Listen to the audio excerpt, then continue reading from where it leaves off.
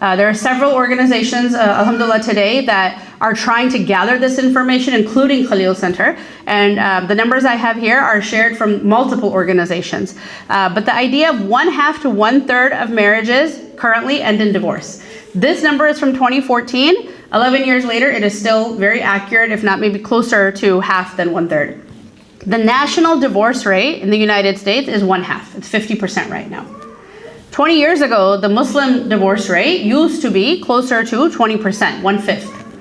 So in a very short time, it has risen much higher. And there's a lot of different theories about why that is. And I have my own as well from the clinical work I do and just the experience I have in my own, personal family, community and stuff. But part of that, I think, is because people are more aware of their rights. We are less willing to be patient when it comes to dhulm, when it comes to abuse, nor should we be. But also because we are not aware how to handle discord. We don't know how to balance relationships. For example, and we'll talk about this more inshallah, we all know the fard we have to our parents. Very few of us unfortunately know how to balance the responsibility that we owe our parents for as long as they're alive with the responsibility we now have to our spouse and children and this family and home. And that's, I would say, more than half of the clients I work with, the main source of their discord comes from trouble with family relationships. People have this fantasy sometimes that I shouldn't have married this person. My mother told me that she didn't like him. My father warned me, she didn't come from a good family. But the reality is, whoever you marry, it doesn't matter. There's going to be problems. There's no such thing as the perfect person. It doesn't exist, right? And we know this because the Prophet ﷺ had disagreements in his marriage and had times where, we know that there was almost a month that he spent sleeping in the masjid because of disagreements with his wives. So if the best of humanity had problems in his marriage, who are we? We're going to have problems. If A marries B, there will be a series of problems. But if A marries C, there will be a series of different problems. If A married D, another series of different problems. You can't escape that. We can respectfully learn to disagree. We can respectfully learn to compromise. And sometimes we can also respectfully choose our battles. Not every battle has to be fought.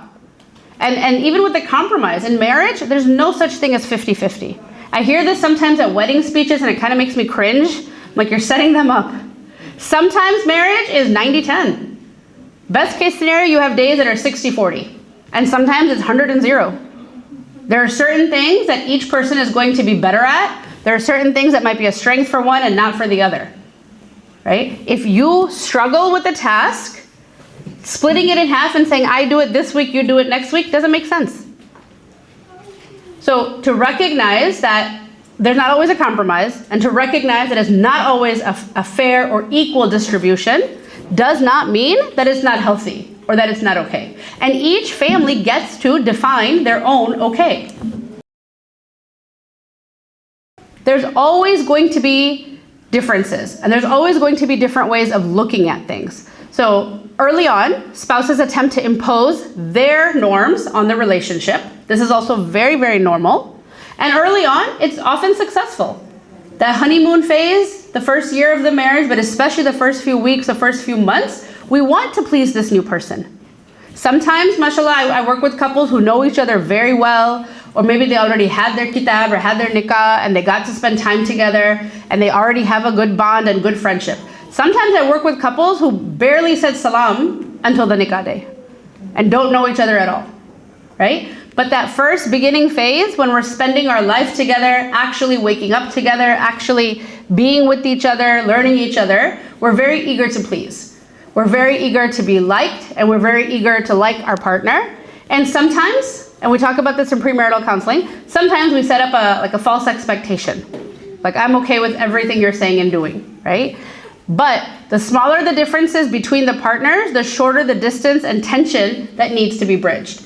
The farther apart we get, the more effort it takes. So those early days, it feels easy. And this is very, very normal. People will say the first year of marriage, none of these problems existed because it was the first year of marriage. Or it was the first few months of marriage, right? When you're eager to please each other and it feels quick and simple to compromise, or no, I don't mind, we can order what you want. We had pizza 3 times this week, but you want pizza again? No problem, let's have pizza again, right? But after a while, it gets harder and harder to do that.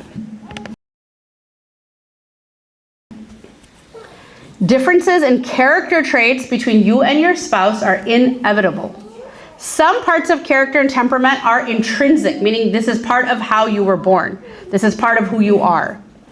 Being aware of these traits can help you to better be aware of your partner without taking things personally. A very common issue in our community is punctuality, right? I'm just stereotyping right now, but a lot of Muslims in our background struggle with this idea. And I often have couples where one person is 5 o'clock means I'm ringing your doorbell at 4:59. And their spouse, 5 o'clock means 5 o'clock is when I start to get up in my house and take a shower to get ready to come to your house, right? And it starts to feel personal. I told you we're gonna leave at 5. Why aren't you ready? You did this to hurt me. It embarrasses me when we go here late. Well, and then there's an argument. And then sometimes those arguments get really bitter and ugly. And by the time we're at the person's house, we're not even speaking anymore, right? If you know you're married to somebody who intrinsically struggles with being on time, right? This is not personal to you. It's part of who they are. And we need to adapt. Sometimes we need to think outside the box. And I have sometimes couples who, it may sound extreme, but it's a very common thing that we'll talk about. We need to take separate cars. And people are like, but it's gonna look bad if we show up in separate cars. Sure, it will. People will wonder, is that worse or the really ugly fight worse? Right? If you need to be there at 5 o'clock, and if you're not there at 5 o'clock, it's gonna make you very embarrassed and very upset, then go, right? Or maybe tell your spouse the party's at 4, right? If the intention is to prevent that argument and fight, and the intention is to keep the peace in the home, then be conscious of why you're saying that. The idea that double standards are okay. We are different people. The needs for each spouse is going to be different. If there is a mutual need, there may differ in the degree of it.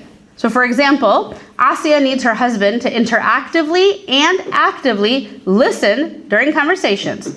The absence of this makes her feel unloved and undervalued. So it's very significant for Asiya if her husband is not giving her eye contact, looking up at her, if he's on his phone while she talks, or if he's not responding, repeating back what she's saying. But in contrast, her husband Ahmed doesn't mind if Asiya listens passively to him during a conversation. But he really needs physical displays of affection. The absence of this makes him feel unloved and undervalued. If they don't need the same thing, for her to say, look, I put down my phone, I'm giving you direct eye contact, I'm listening to everything you're saying, why can't you do that back for me? Isn't a fair statement. It's easy for her to do because that's what she needs, right? For him to be physically affectionate might not be what she needs at all. So if she's upset that you weren't listening to me and he gets up and gives her a hug, that might upset her more, right? So we need to make sure that it's not 100% equal. It's what each of us needs. Practice active listening to understand your spouse's point of view without judgment or defensiveness. One of the best examples I had ever read was the idea that, and I'm not a sports person, but I'm going to use a metaphor. When you play basketball, when you play soccer, who do you defend against? I think I heard someone say it. The other team. You don't defend against your own teammate. Spouses are supposed to be on the same team. When you defend yourself to your spouse, you've turned them into your opponent. I called you, I told you I was on the way, I told you I was really hungry and I would grab food. You said, no, don't grab food, I'm gonna start dinner right now. I walk in and there's no dinner.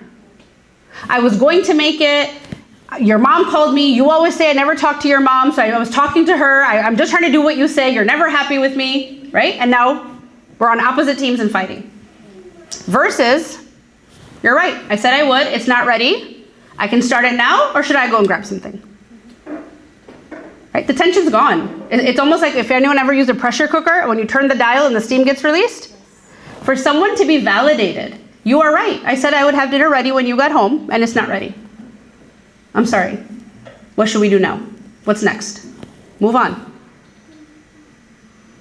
We owe each other benefit of the doubt, right? A believer gives 70 excuses before we think something bad of a stranger.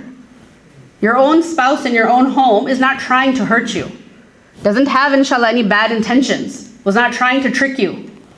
Right? Something happened. This is somebody I love. This is somebody I respect. This is somebody who genuinely cares for me. Something must have happened. Later on, when I've eaten and I'm calm, I can ask. Right now is not the time for that. When we defend ourselves to our spouse, we turn them into our opponent.